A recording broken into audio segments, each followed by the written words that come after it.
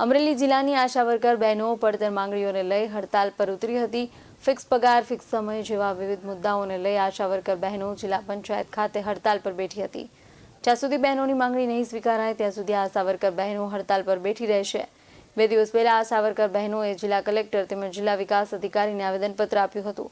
હજુ સુધી કોઈ માંગણી ન સ્વીકારતા આશા વર્કર બહેનોમાં રોષ જોવા મળી રહ્યો હતો।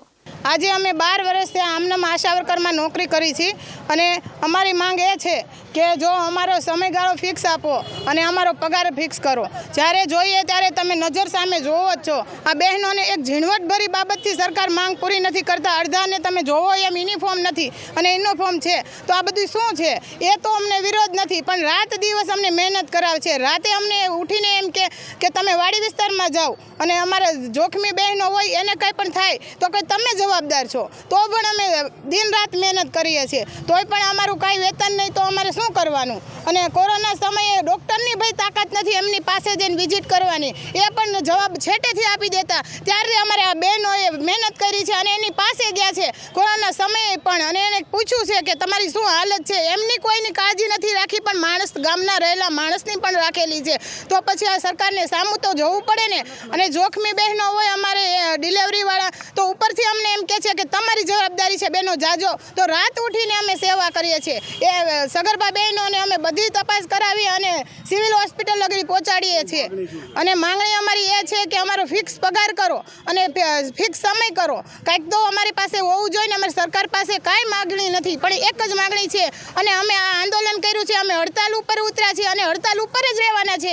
જ્યાં લગી સરકાર અમારો ફિક્સ પગાર નહીં કરે ત્યાં સુધી અમે ફિક્સ અહીંયા જ બેસવાના છીએ અને અમારું આંદોલન આમનામ જ રહેશે।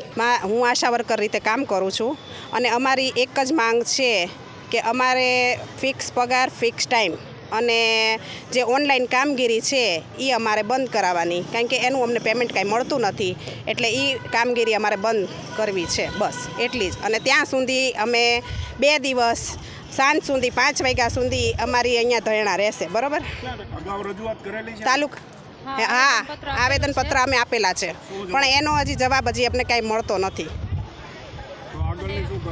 અમે 5 વાગ્યા સુધી અહીંયા જિલ્લા ઓફિસે અમે પંચાયત આગળ અમે ઊભા બેસીશું। અમારી જે 11 તાલુકાની આશા બહેનો છે અહીંયા હાજરમાં, અને જ્યાં સુધી અમારી માંગ પૂરી નહીં થાય ત્યાં સુધી અમે કામગીરી બધી બંધ રાખશું। અને આજે અમે અહીંયા જિલ્લા પંચાયત આરોગ્ય ઓફિસે ધરણા ઉપર છીએ। અમે 15 દિવસની આવેદન આપેલું છે, અમારી માંગ પૂર્ણ નથી થઈ એટલે અમે આજે ધરણા કર્યા છે। 3 દિવસ સતત ધરણા ઉપર રહેવાના છીએ અને અમારે જો ચૂંટણીની કામગીરી હોય તો આશા બહેનોને સોંપવામાં આવે છે, એનું 1 રૂપિયો વેતન નથી મળતું તો પણ સવારના 7થી સાંજના 6 વાગ્યા સુધી અમને બેસાડે છે। અને પોલિયોની કામગીરી હોય તો પોલિયોમાં પણ તે જ રીતે 7થી 6 વાગ્યા સુધી અમારે સતત બેહવું પડે છે।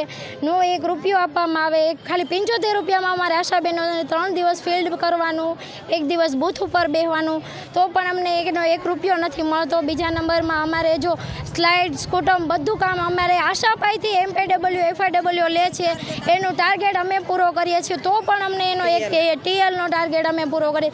ખાલી 200 રૂપિયામાં જ અમારી પાસે કામ કરાવે છે એ લોકો અને એ લોકોના ટાર્ગેટ પણ આશા બહેનો પૂરા કરે છે તો અમને માન પણ નથી મળતું, માન સન્માન પણ નથી આપતા। તો એવી ધમકી આપે છે કે તમે આજ કામ નહીં કરો તો અમે તમને કાલથી કાઢી મૂકશું, તમે છૂટા કરી દો, સાઈનો નહીં કરી દે તમારા વાવસરમાં, તો અમારે સાઈનો પણ અમને નથી કરી દેતા તો અમારે વાવસરની પેમેન્ટ પાવતી ભરી કઈ રીતના શકીએ?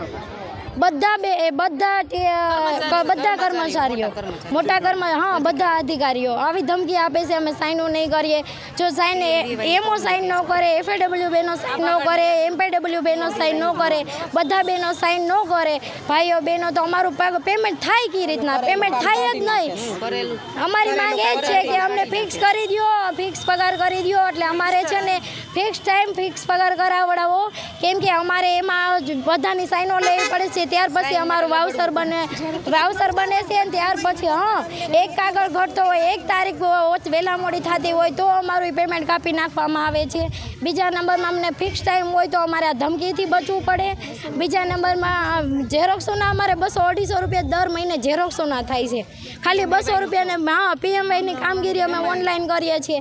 એમાં ઓનલાઈન અમે ફોર્મ ભરીએ છીએ, ક્યારેક કોઈ બહેનોને મોબાઈલ ચાર્જ સારું ન હોય, કોઈને મોબાઈલ કન્ડિશનવાળો ન હોય, બીજા નંબરમાં કોઈને નેટવર્ક ન હોય કોઈને નેટવર્ક ન હોય, બીજામાં એ મોબાઈલ બહેનો પાસે કોઈ બહેનો પાસે સાદા મોબાઈલ હોય છે, તો સરકારને કહો કે અમારી રજૂઆતો કરે. મોબાઈલ પણ અમારી BS9 ન્યૂઝ સાથે જેનિક સુચિત્રા અમરેલી.